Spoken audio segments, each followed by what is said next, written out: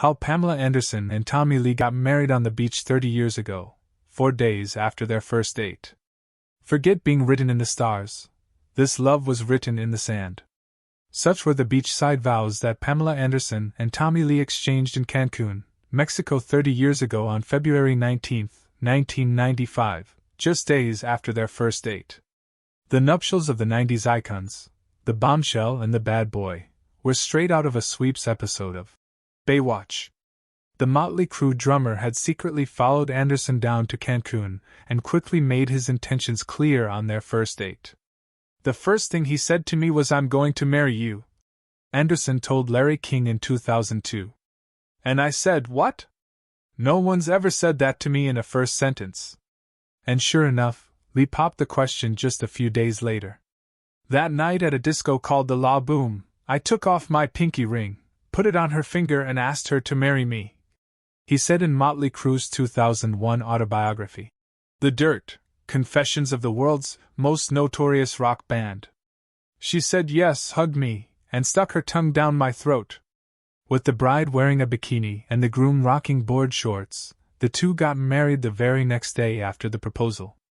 "We asked the hotel to find someone to perform a marriage ceremony," wrote Lee in the book.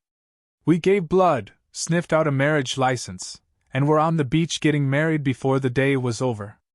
They sealed the deal by tattooing each other's names on their ring fingers. Although their tumultuous marriage would only last until 1998, while the love affair would be on and off again for years after that, Anderson and Lee were one of the most iconic couples of the 90s.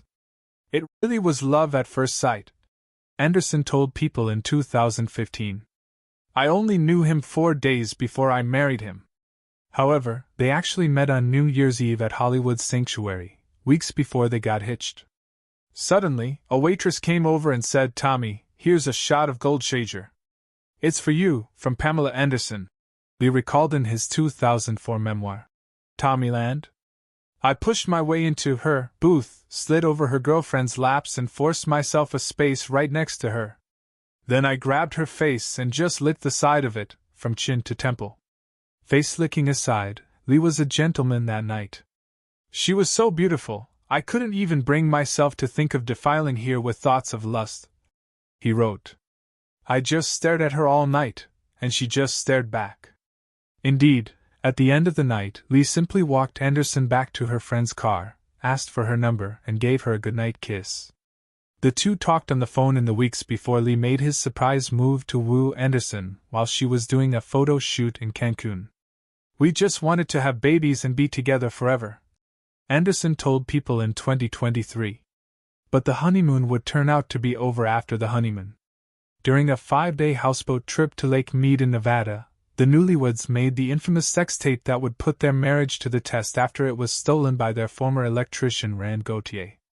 "It ruined lives, starting with our relationship, and it's unforgivable that people, still to this day, think they can profit from such a terrible experience, let alone a crime," wrote Anderson in her 2023 memoir. "Love, Pamela." Anderson went on to give birth to their son Brandon in May 1996, but with tensions from the sex tape and Lee's drinking taking a toll on their marriage, Anderson filed for divorce 6 months later. However, they reunited shortly thereafter. Another son, Dylan, was born in December 1997. But 2 months later, Lee was arrested and charged with spousal abuse after Anderson accused him of attacking her as she held Dylan. Lee pleaded no contest to spousal abuse and was sentenced to 6 months in jail. "I couldn't understand why Pamela had followed through with pressing charges," Lee wrote in The Dirt. "She was probably scared and thought I was